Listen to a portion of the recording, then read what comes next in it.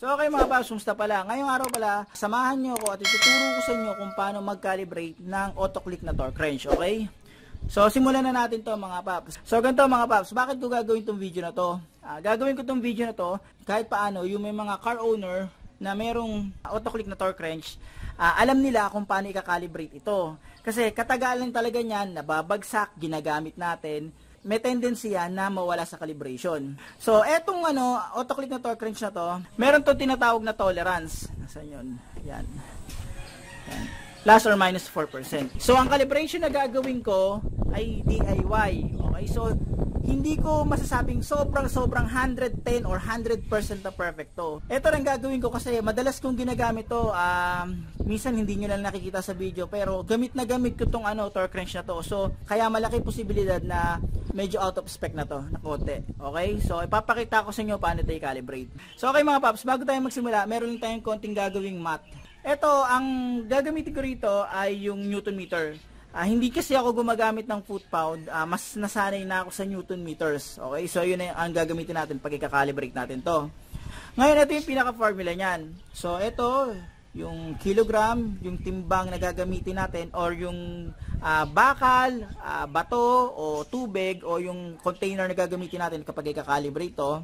9.81, syempre, ito yung tinatawag nilang yung acceleration ng ng gravity pababa. Yan yun, yung G. Yan, 9.81. So, kapag bababa yan, di ba, yung isang bagay babagsak sa lupa, sa earth. Yun yung sukat niyan, yung 9.81. So, hanapin nyo na lang sa Google, mga paps. Tapos yung length, yan yung haba. Okay, mamaya papakita ko sa inyo.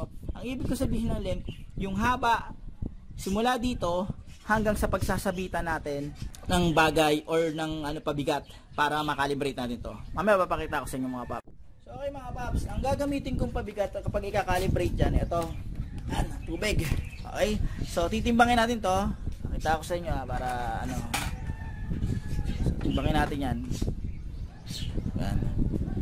So, ang nakuha ko ay 8.55. So mga paps, ang gagamitin kong item or bagay na para i-calibrate tong torque wrench na to ay itong tubig. So, ang sukat niya, ang timbang niya mga paps, 8.55 kilograms. Okay? So, times 9.81. Ngayon, ang kulang na lang yung haba. So, ang kukunin natin ay yung haba na pwede nating pagsabitan nitong tubig na gagamitin ko, nitong pabigat na gagamitin ko. So, sa pagkuha niyan, kung saan natin ito pwede isabit, yun yung ibig ko sabihin mga paps. Sa pagkuha niyan, sa gitna nito, yan, di ba yan, ito yung pinaka natin, kabitan ng socket natin. At least sa gitna niyan, kukunin yan, tapos nun, hahanap tayo sa dulo na pwedeng pagsabitan nito. So, ang napili ko rito mga paps, ito yung magandang spot, itong part na to. Yan. Diyan ko sasabit. So, ang gagawin ko, susukatin ko yan dito, at least gitna nito, yan, hanggang dito. So, pag sinukat nyo yan, ang makukuha nyo, yan, around, 37 centimeters. Okay? Pakita ko ulit So, dito sa gitna niyan, yan, gitna niyan, gitna. Kukunin niyo yan dyan hanggang dito. Yan. So, ang sukat niyan, simula dito, gitna nito hanggang dito, gitna nito, estimate lang, ay 37 centimeters. So, okay mga paps, ito. Meron na akong, timbang, 8.55 kg yung tubig. Tapos, yung gravity natin na 9.81, standard yan. Tapos, yung haba na pwede kong pagsabitan dito sa may torque wrench ay 37 centimeters. Okay? Ngayon, hindi ba ito tapos? So, itong centimeter, kailangan natin convert to ng meter. 37, magiging 0.37 yan. So, 0.37 meter na. Okay, so wala na yan. So, magiging ganyan siya.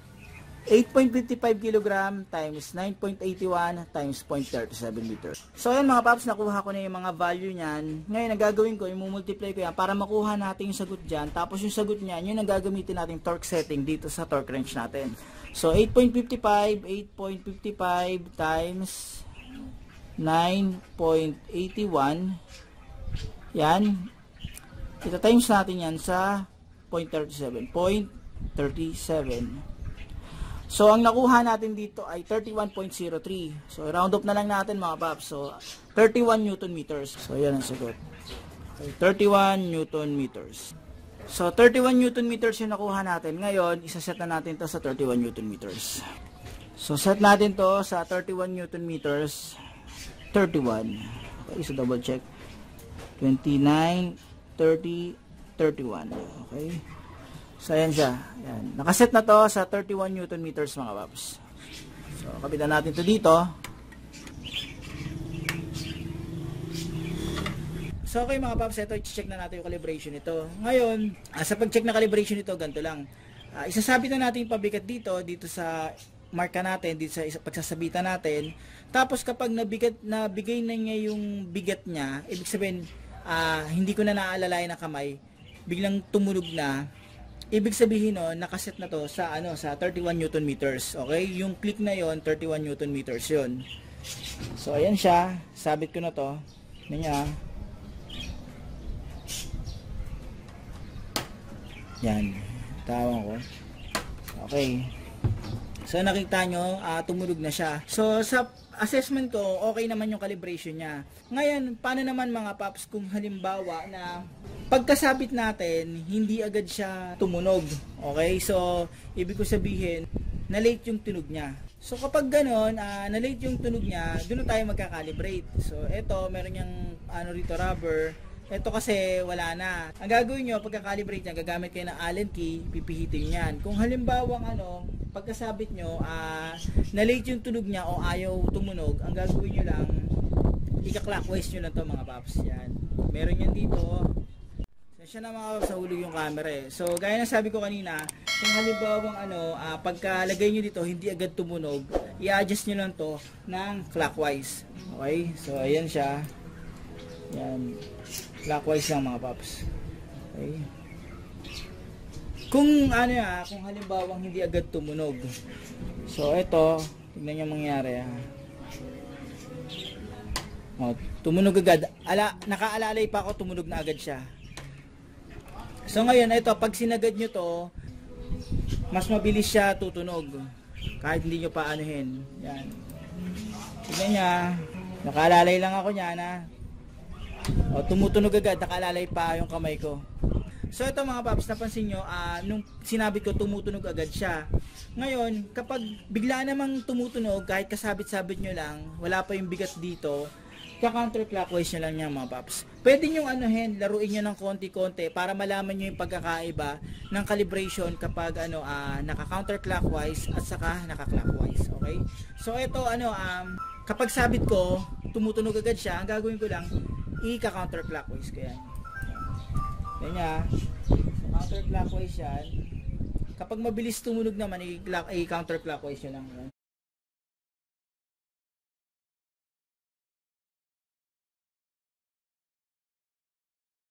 Counterclockwise. Tignan natin kung tutunog pa to. Yan. Kung tutunog to, malamang na to. Yan. Yan. Madidilig tunog ko. Yan eh. Diba? Napansin nyo? Yan.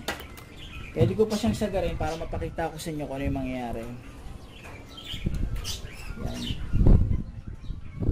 Kapag sinagad ko ito ng counterclockwise, ang mangyayari dito, hindi na tututunog. Yan. Yan. Hindi na tumunog. Yan. Sinobrahan ko kasi ng adjustment. Ngayon, ito tama na natin yung calibration nito mga paps. So, ito, ika-clockwise ko yan. Dito lang yan. Yan, clockwise. So, dapat, ang mangyayari dito, kapag sinabit ko to, tapos bitawan ko na siya, aktong pagbitaw ko, doon na magkiklik yan. Okay, so, yan natin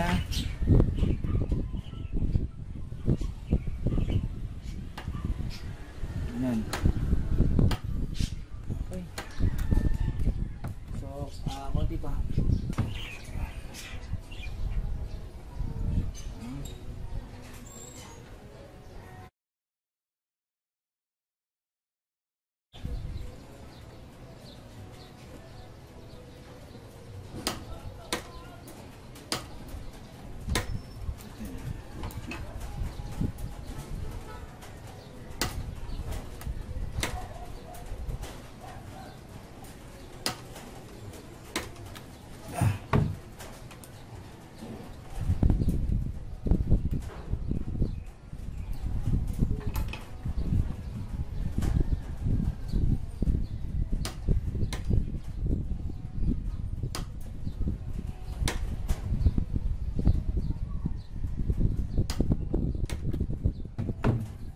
So, okay mga paps, na-adjust ko na to ng tama.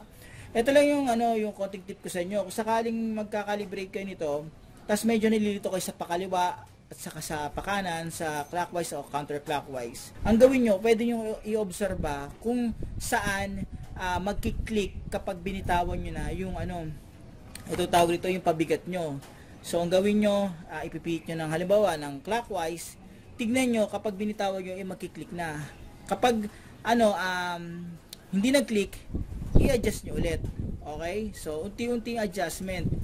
Ganun yung gawin yung diskarte. Para malaman nyo kasi yung movement, kung ano mangyari kapag pinihit ko to ng clockwise, mas maaga ba yung click o hindi. Kapag pinihit ko to ng counterclockwise, mas maaga ba yung click o hindi. So, mauobserbahan nyo yan mga paps. Tapos ito pa mga paps.